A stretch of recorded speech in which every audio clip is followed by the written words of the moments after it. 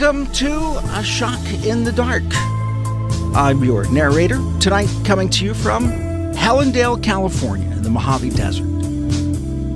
For every episode of Season 5 of this show, I'm traveling to where your letters take me and getting as close as I am able to the actual locations mentioned in each story. That's why, right now, I'm at the Mission Villas, only a few yards away from where tonight's letter from a guy named Sahaj takes place.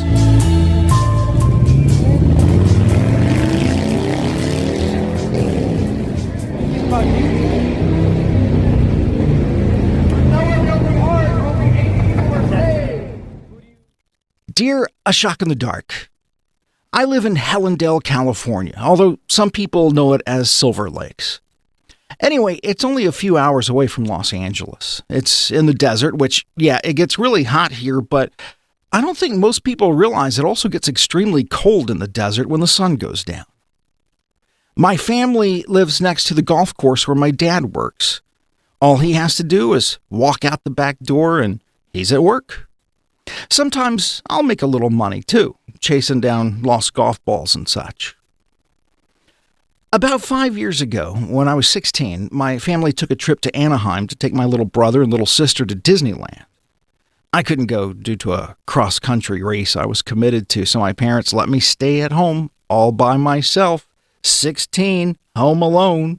My grandparents lived less than an hour away at Yermo in case of emergency, so it was fine. After getting my fill of pizza delivery and playing video games and eating all the ice cream I could, I invited two of my friends over to spend the night, Sam and Dylan. We were all good kids, so we never really did anything that was really bad, but we did decide to head out in the middle of the night and walk around the golf course. We didn't really have anything in particular to talk about, and we had no destination. We were just hanging out and talking about all the things that are important to 16-year-old boys. Girls. We talked about girls. So we'd been walking around for about an hour or so. It was near enough 3 a.m., so we were just about to head home when, by the way, FYI, we were near Sunshine Lane, if you're familiar with the area. So 3 a.m., about to head home. Sam was walking a little ahead of me and Dylan, when suddenly we heard a hard thud that felt like a kick to the chest, followed by a squeak, a really long screech noise, like tires screeching. Sam stuck out his arm as if to prevent me from walking forward anymore, and he started this weird stutter, like he was trying to say something, but it was difficult for him to find the right word, and like he was terrified. I turned toward the direction he was looking, the direction of the noise we had heard. Then I could see what he was seeing. About 100 yards away, there were some headlights stopped on the street, and some hazard lights, and the sounds of some men shouting. But my eyes came to rest on the craziest thing I have ever seen in my entire life. It was a mist coming from the direction of the noise and heading right towards us. This is going to sound so weird, but I'm trying to explain it in the most detail as possible in case anybody's ever experienced anything like this ever. So, there's this mist, like the smallest cloud ever. And you know how clouds can look like elephants or rabbits or something? Well, this thin mist didn't kind of look like something. This was most definitely something. It was a younger woman in a hoodie, wisps of hair flowing out from her hood and trailing behind. Her face was, well, it was beautiful and in such great detail. She didn't have legs, but the speed this mist was moving across the golf course was like somebody sprinting. And then I was looking at her face, and her mouth started gaping open like she was screaming, and her eyes were full of fear or anger, but there was no sound. And the look of shock on her face, it just made it seem like she was running away from some kind of monster. All of this was just a mist, a fog, Like, it was glowing. It was like a floodlight was shining on some fog. Keep in mind, all this happened so fast, just 5-10 seconds maybe. But as this mist got to us, suddenly it takes a super sharp turn to the right and went straight into Sam. Sam gasped like he had been dunked in ice water or something, and then his face showed pure shock, like ice water and confusion all at once, and his eyes started filling up with tears, and at that same time, he had that expression of shock on his face, and the tears just started pouring out of his eyes, and then it looked like the emotion caught up with his tears, and he was full on ugly crying, sobbing. He dropped to his knees and was just wailing like the most mournful person you can imagine. And the mist had just dissipated on impact. Nothing left after hitting him. But I swear to you, all three of us saw this. All three of us saw this almost glowing mist of a woman speeding across the golf course and right into Sam. We were stunned, of course. We didn't know what to think, but what else could we do? We collected ourselves and we helped Sam up off the ground and asked if he was okay. He said he didn't know what happened, but he said he was just suddenly overwhelmed with infinite sadness. Well, we couldn't get over what happened, of course, but we all quickly agreed to go home.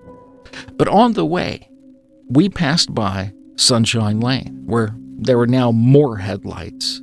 There was obviously something happening. People were running around these two cars in the middle of the street, and there were police lights, and an ambulance was showing up, and the cops had this man in handcuffs. As we got closer, we all saw it at the same time. That beautiful woman, the wisp that we saw flying across the golf course, she was laid out on the sidewalk under a plastic sheet. This plastic sheet was blowing in the wind just enough so that we were intermittently able to see her face, and she was most definitely dead. We all felt so terrible. It was a punch to the gut. We didn't know this woman or anything, but it almost felt like we felt her sadness of her life being cut short like that, if that makes any sense. It especially hit Sam really hard. We found out later that he actually ended up going to her funeral. He said he thought about telling some of the people there about what we had seen, but decided against it in the end. All of us were so bummed. I'm bummed writing this down right now, but Sam seemed to be the most affected. He stayed really upset for probably a month, 2 months after that night. I called him today to make sure I had all the details correct, and he still doesn't want to talk about it. The three of us have talked about it a little bit, enough to know that we all agree. We all know what happened that night. We all know what we saw. We might not know much about paranormal stuff other than what we see on the TV, and none of us are very religious types, but the three of us are convinced that we saw this woman's spirit. We know that we saw this woman's spirit released from her physical body at the moment of impact, confused and frightened and completely unaware of her condition. The man we saw arrested that night worked at our school. I'm not sure what he did there, but he wasn't a teacher or anything. Apparently he was drunk that night and driving and dropped a cigarette, and when he was looking for it, he swerved into the wrong lane. He was charged with murder, but he was able to plead it down to manslaughter. Like I said, none of us are religious, but I have to admit that night has made me rethink my stance on that. I don't know exactly what happened that night, but I know what I saw, and I know it's more than I can explain. Thanks for giving me a safe space to talk about this without worrying about being ridiculed. Your fan, Sahaj. Well, thank you, Sahaj. I do appreciate your note, and Yeah, creating a safe space to talk about these things is one of my goals in creating this channel. Of course, I also hope it's informative and entertaining. And the Shock in the Dark US tour continues next week. I'll take the show to Yermo, California. To support this channel, please write any comment at all, or subscribe, or give me a thumbs up. I'll really be appreciative of that forever. So tell me what I got to do to make you comment. Just write it right there in the comment section. I'm the narrator. Thanks for watching A Shock in the Dark, and good night, whoever you are.